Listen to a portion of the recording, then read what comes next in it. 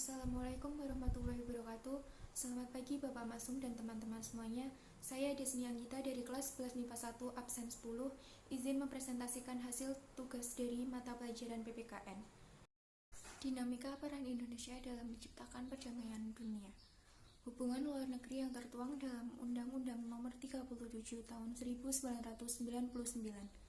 Setiap kegiatan yang mencakup aspek regional dan internasional yang dilakukan oleh pemerintah di tingkat daerah ataupun tingkat pusat atau lembaga-lembaganya, lembaga negara, badan usaha, organisasi politik, organisasi masyarakat, lembaga swadaya masyarakat, atau warga negara Indonesia. Politik luar negeri, kebijakan, sikap, dan langkah pemerintah Republik Indonesia yang diambil dalam melakukan hubungan dengan negara lain, organisasi internasional, dan subjek hukum internasionalnya dalam rangka menghadapi masalah internasional guna mencapai tujuan nasional. Politik internasional, hubungan-hubungan, aksi-reaksi, tindakan, dan respon dalam bidang politik yang dilakukan oleh dua negara atau lebih, dan politik internasional diasumsikan sebagai suatu arena di mana negara-negara melakukan struggle for power demi survival dalam kejayaan masing-masing. Asas-asas hubungan internasional. 1. Asas teritorial adalah asas yang didasarkan pada kekuasaan negara dan wilayah atau kedaulatannya. Contoh, apabila ada seseorang penjahat dengan kewargaan asing melakukan kejahatan di Indonesia, maka Indonesia berhak menerapkan yurisdiksinya atau kewenangan terhadap penjahat tersebut. 2. Asas kebangsaan adalah asas yang didasarkan pada kekuasaan negara untuk melindungi warga negaranya.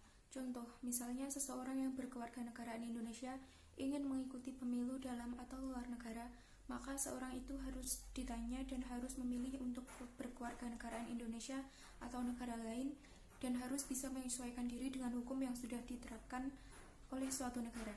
3. Asas kepentingan umum adalah asas yang didasarkan pada wewenang negara untuk melindungi dan menganut suatu kepentingan dalam kehidupan bermasyarakat. Contoh, seseorang yang membangun secara ilegal yang membuat para masyarakat setempat menjadi resah dan kecewa dalam pembangunan secara ilegal. Jenis-jenis kerjasama internasional. 1. Bilateral adalah kerjasama yang dilakukan oleh dua negara.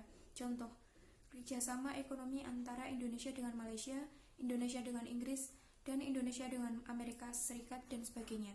2. Multilateral adalah kerjasama yang terjalin oleh beberapa negara dan tidak dibatasi dengan kawasan maupun wilayah. Contoh, Organization of Petroleum Exporting Countries atau OPEC. 3. Regional, kerjasama yang dilakukan oleh negara yang berada di suatu wilayah maupun kawasan. Contoh, Asia Pacific Economic Cooperation atau APEC. Organisasi internasional yang diikuti Indonesia. 1. Perserikatan Bangsa-Bangsa atau PBB. Indonesia mengirimkan pasukan Garuda untuk mengemban nilai perdamaian PBB di berbagai negara yang mengalami konflik. 2. Konferensi Asia Afrika atau KAA.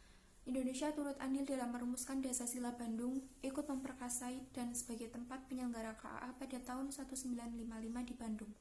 3. Gerakan Non-Blok. Indonesia menjadi pemimpin pada tahun 1992 sampai 1995.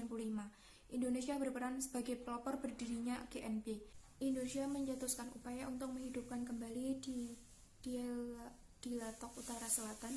4. ASEAN, tempat sekretaris ASEAN. Indonesia terpilih menjadi tuan rumah penyelenggaraan KTT yang pertama pada tanggal 23 sampai 24 Februari tahun 1976 di Bali. Indonesia mengusulkan bahwa MEA menjadi tujuan dari ekonomi regional di kawasan Asia Tenggara. Semua orang yang berhasil di dunia ini adalah mereka yang percaya akan mimpi mereka. Saya Desni Anggita, terima kasih atas perhatiannya. Wassalamualaikum warahmatullahi wabarakatuh.